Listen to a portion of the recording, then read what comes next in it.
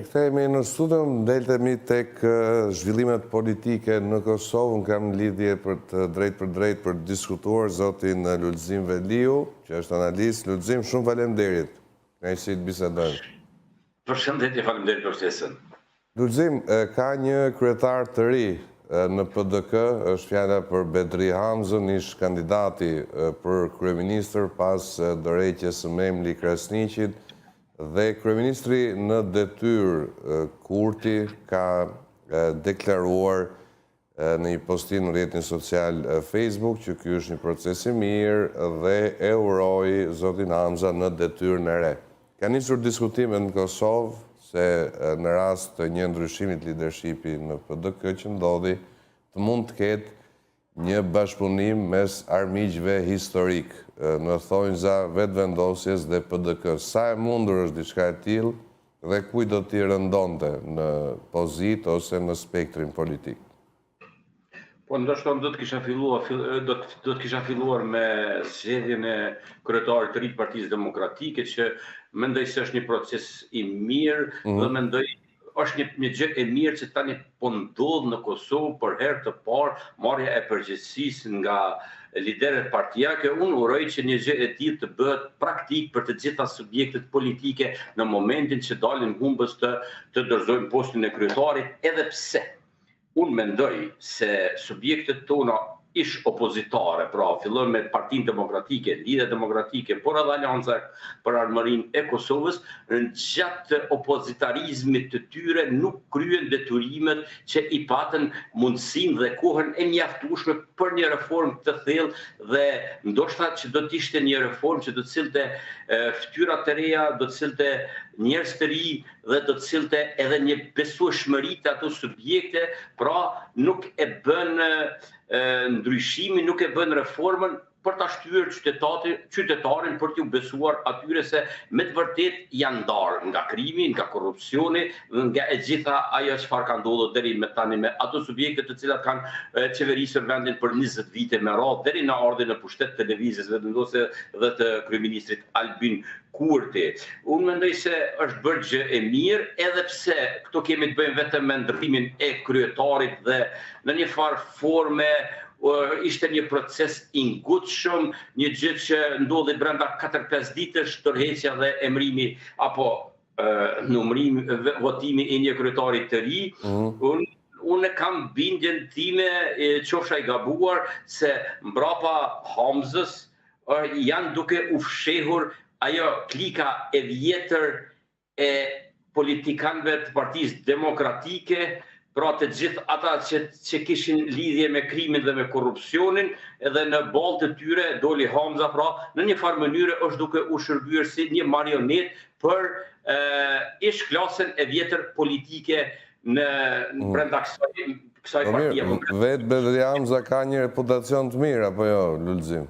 Patjetër, pikërisht është ajo që zoti Hamza është njëri nga njerëzit më të besuar brenda subjektit të tij politik. Është njëri që nuk është përfolur, edhe pse ka mbajtur pozita të rëndësishme, ministër, kryetar komune, guvernator për disa vite me radhë, nuk kemi as edhe më të voglin indicie se ka qenë i korruptuar apo është i korruptuar. Unë mendoj se ata e kanë hedhur si një marionet, pikërisht ata që i bën krimin dhe korrupsionin për 20 vite në të shkuarën dhe nuk do t'i ketë duart e lira që të veprojë ashtu siç do donte ndoshta ai vetë. Ato e kam ndrodhur, qofsha i gabuar, megjithatë them qofsha i gabuar, ndërsa sa i përket pjesës së koalicionit dhe urimit që erdhi nga kryetari i lëvizjes vendosur dhe kryeministri aktual zoti Kurti, unë mendoj se kjo është një detyrim qytetar, është një detyrim i çdo liderit subjekte politike, se të fundit të gjitha ato subjekte politike janë shqiptare dhe të gjitha ato subjekte politike veprojnë brenda Republikës Kosovës, e dëshirojnë Republikën e Kosovës në një gjendje sa më të mirë po përmes rrugëve të ndryshme të tyre politike.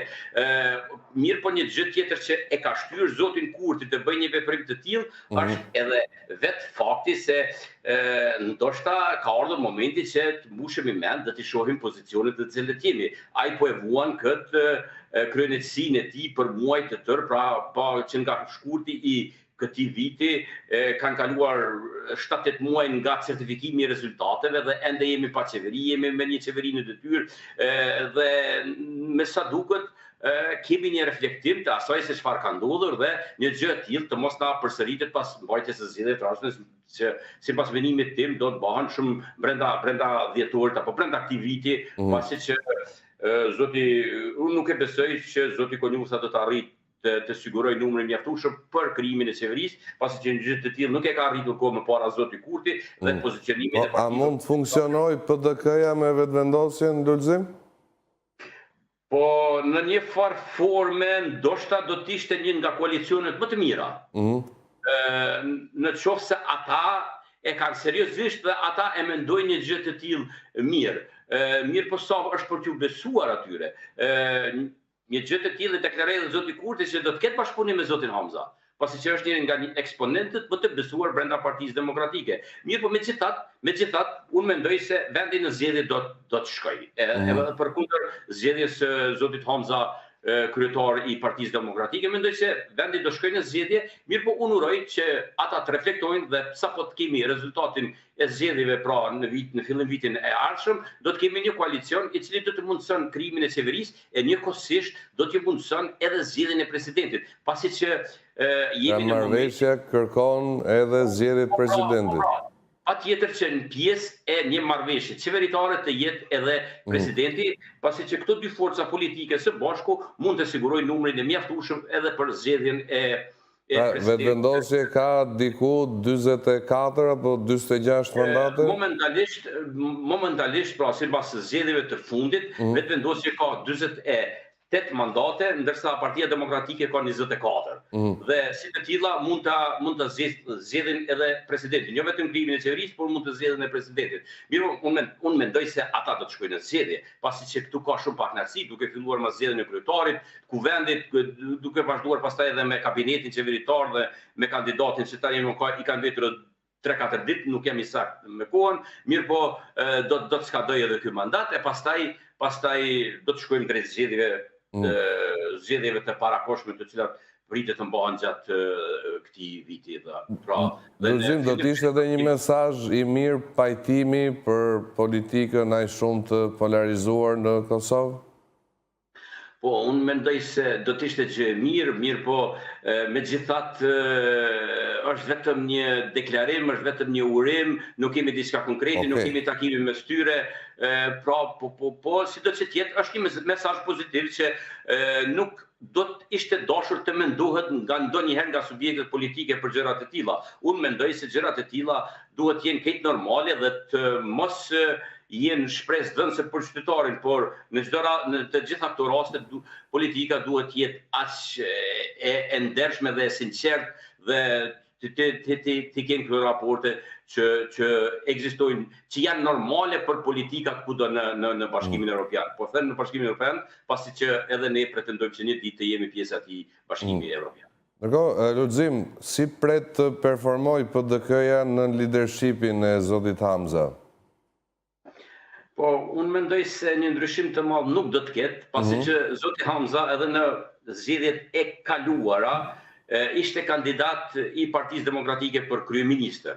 Në këtë rast ai ka marrë postin e kryetarit të partisë dhe sërish do të jetë kandidat për kryeministër.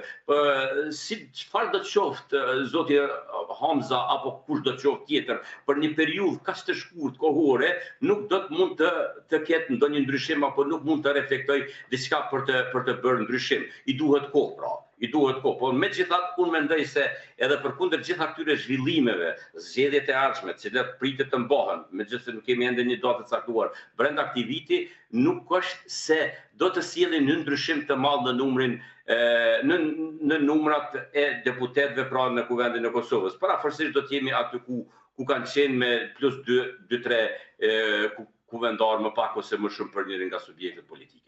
Lulzim, lidhur edhe me lidhjen demokratike të Kosovës, pati gjithashtu një debat atje pas zgjedhjeve. Abdi Xhiku vazhdon në detyrë. Çfarë fati do të ketë ky subjekt nëse shkohet sërish në zgjedhje, pasi arriti nga ana tjetër të përsëriste suksesin në komunën e Prishtinës?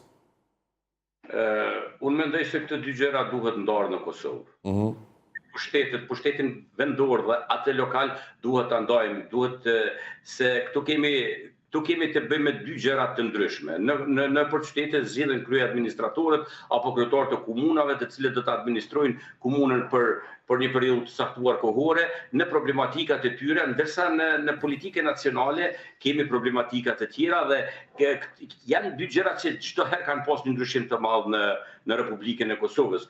Unë mendoj se zoti Abdi Xhiku pas zgjedhjeve të ardhshme që do mbahen shumë shpejt, do të jetë humbsi më i madh i këtyre zgjedhjeve. Ai mendoj se ka arritur ta arrisë lidhjen demokratike në zgjedhjet e fundit nga ato të vitit 21, po një gjë nuk është se ka bërë ndonjë ndryshim të madh, pasi këtu kemi të bëjmë me rikthimin e disa njerëzve që gjithmonë kanë qenë pjesë e LDK-s, e kohë më parë u bashkua në listën Guxo, listë e cila tani mund të themi se është inekzistente, nëse do dalë e vetme në zgjedhje, ajo nuk do të arrijë kurrë në 1% në zgjedhjet në Kosovë, por si pjesë e lëvizjes vetëvendosje ka marrë disa mandate dhe është pjesë e kuvendit. Dhe aty kemi disa personalitetet që janë kthyer nga lista Guxo në lidhjen demokratike dhe unë mendoj se dorëheqja e ardhshme në Kosovë duhet të jetë e zotit Abdi Xhiku pas zgjedhjeve të ardhshme parlamentit. Ndërkohë, Lulzim, Bedri Hamzën e uroi dhe Ramush Haradinaj. Ky fundit mund të shkojnë në zgjedhje pa koalicionin që kishte edhe një bazë interesi të dyanshëm për të kaluar pragun e 5%-shit me Fatmir Limaj. Çfarë do ndodh me AAK-n në premisat aktuale? Po nëse zgabon, para 2 ditë kishim një intervistë apo një për gazetar të zotit Ramush Haradinaj, i cili e deklaroi qartë se Aleanca për Armërinë e Kosovës në zgjedhjet e ardhshme parlamentare do të dalë vetme pa asnjë koalicion.